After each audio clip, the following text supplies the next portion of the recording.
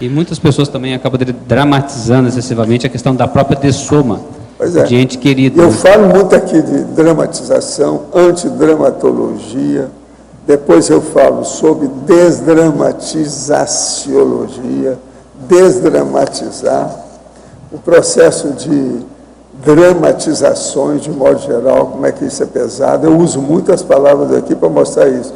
Desdramatizando a situação, aí tem tudo isso aí dentro, para mostrar a realidade.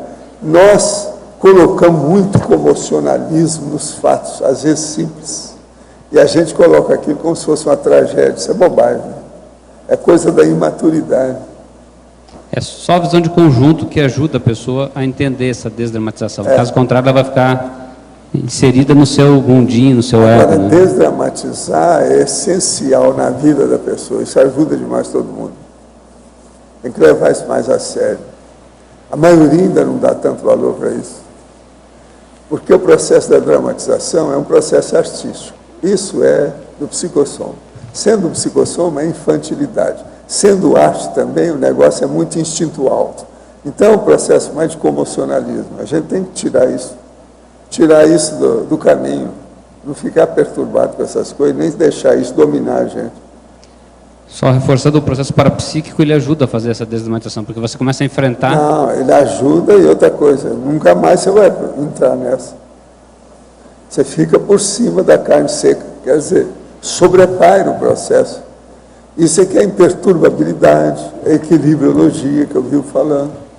Outra coisa, quando eu falo isso, muita gente acha que isso é impossível para mim.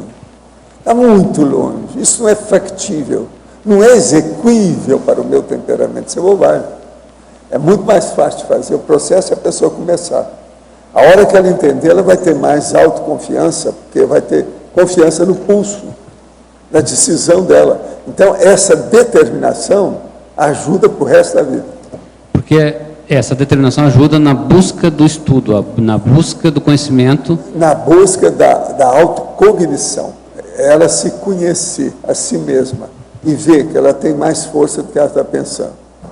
A vontade da gente é mais forte que bomba atômica, bomba de hidrogênio, qualquer coisa dessa. É ela que manda. Agora, se você souber mexer na energia imanente e usar como energia sua, consciencial, você põe tudo para melhor. Agora, o problema é fazer isso, começar. A hora que você vê que você dá conta, é o outro nível. E outra coisa, vai chegar um ponto que você não vai ter jactância por causa disso. Você vai começar a interessar, é de saber como é que eu evoluciono, como é que eu serenão, como é que é a consciência livre. Você vai querer o próximo passo, você não fica preso às tolices do passado. Você já pagou muito, tudo que você tinha, entende, em tolices no passado. Porque fica claro a questão egocêntrica, né, do querer receber, ao invés de abrir para doar, né, para poder interassistir de certa forma. Né? Agora, o melhor da história, a hora que você aumenta o seu capital, ou você capitaliza mais energia e aumenta os seus potenciais de assistência, os amparadores também vão aumentar a assistência a você. Quanto mais você assiste em qualificação, mais assistido você vai ser também em qualificação. Essa regra é matemática, isso aí não tem mau tempo, é sempre positivo. Roberto, hoje na minha tertúlia, você estava lá em cima quando o professor Valdo falou isso. Ele estava dizendo, me corrija se eu estiver errado, que no processo evolutivo, o que altera na liderança é a sutileza, que vai ficando cada vez mais sofisticado, que a gente vai deixando de ser simplista para ser cada vez mais sofisticado e entender qual que é a nossa real atuação, tarefa. Aí ele falou que era para a gente entender o trinômio, o triângulo, planta, bicho e criança. Ele até falou que você era teórico nesse assunto. Então, o que eu queria era que você colocasse para a gente, por exemplo, como você vê o nicho do poder na planta, no bicho e na criança.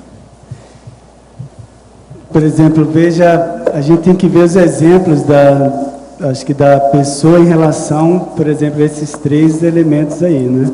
Então, como é que a pessoa em relação às plantas em volta de si? Eu até trouxe aqui em verbete a pessoa vê a planta como um mero poste, ou um ser inanimado, ou ela tem rapport, tem facilidade, tem empatia ali com a planta. Então você vê, por exemplo, o tipo de jardim que a pessoa tem em casa, se ela, por exemplo, cimenta as árvores em volta. Tem muita gente que, né, planta a árvore, mas deixa ali 10 centímetros, 15, 20, no máximo, para a árvore crescer.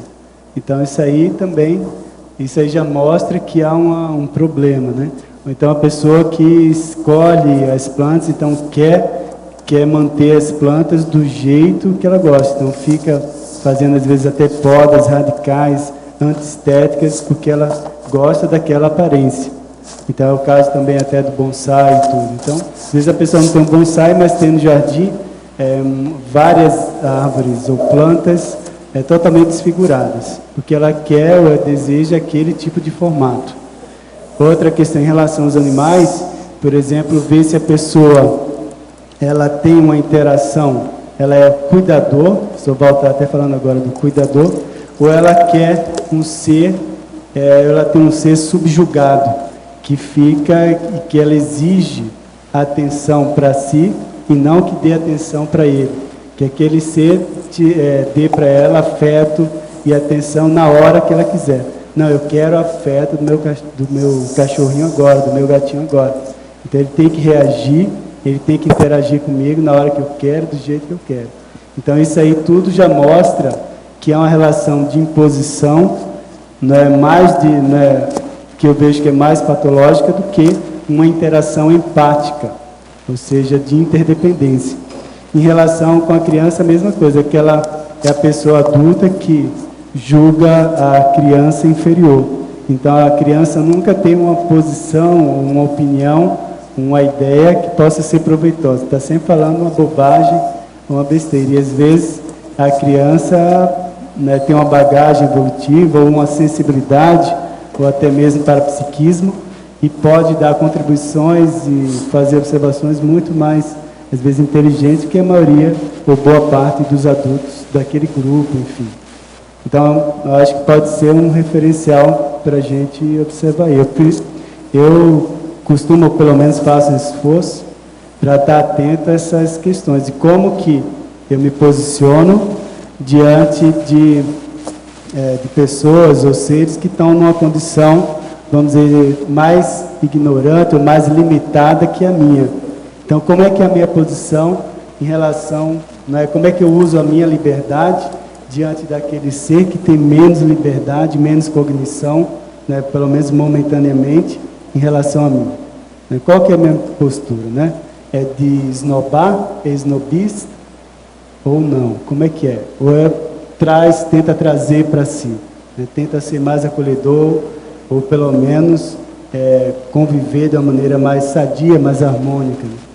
Acho que, não sei se eu ajudei. Foz do Iguaçu tem energia. A energia das nossas águas, dos nossos ventos, das nossas matas e animais. A energia de nossa gente, de nossa história, de nossa diversidade. Dia e noite, Foz é energia. A escolha ideal para materializar uma iniciativa pioneira no planeta. Uma comunidade voltada à pesquisa da consciência de modo integral, considerando as bioenergias, as vidas anteriores, as múltiplas dimensões e seus diversos veículos de manifestações, além do corpo físico. Estamos falando da conscienciologia, ciência proposta pelo pesquisador independente, autor e professor Valdo Vieira. Uma abordagem que conquistou reconhecimento internacional, trazendo a consciência ao universo científico na condição desafiadora de observador e, ao mesmo tempo, objeto das experiências. Assim surgiu o embrião da futura Comunidade Permanente de Pesquisadores da Consciência, o CAEC, Centro de Altos Estudos da Conscienciologia, fundado em 1995 na região do Tamanduazinho. Hoje, aquela área recebe oficialmente em Foz o nome de Cognópolis, o bairro do conhecimento, e recebe conscienciólogos de várias partes do mundo. um grande polo atrator de intermissivistas, aqueles que estudaram em cursos especializados para cumprir as programações de vida com que se comprometeram antes de seu nascimento nesta dimensão física. O CAEC foi o primeiro e continua sendo o mais importante complexo de pesquisa na Cognópolis de Foz do Iguaçu. Ele abriga a holoteca, com centenas de milhares de livros e artefatos do saber. O patrimônio científico da holoteca é oferecido à comunidade de Foz do Iguaçu de maneira pública e gratuita. Também lá se encontra o Holociclo, que reúne os voluntários que se dedicam à linha de produção da Enciclopédia da Conscienciologia, trabalho coordenado pelo professor Valdo Vieira, que já rendeu a publicação de mais de 8.000 páginas. Em 19 de setembro de 2008, a holoteca ganhou o projeto de sua nova casa das mãos do renomado arquiteto Oscar Niemeyer.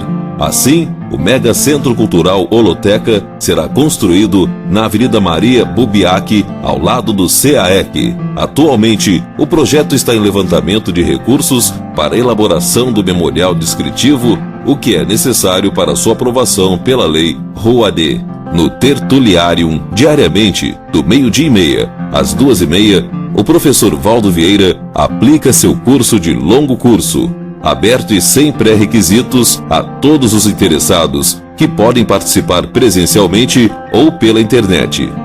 O CAEC, porém, não é o único complexo ali presente e a Cognópolis continua a crescer.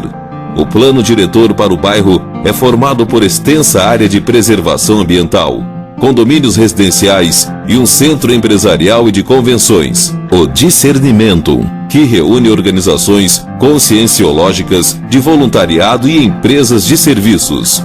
Muita gente não sabe, mas tudo isso foi e está sendo construído com a força do voluntariado. A Enciclopédia da Conscienciologia e o Mega Centro Cultural Holoteca compõem o eixo central da programação de vida da maioria dos intermissivistas que moram em Foz do Iguaçu.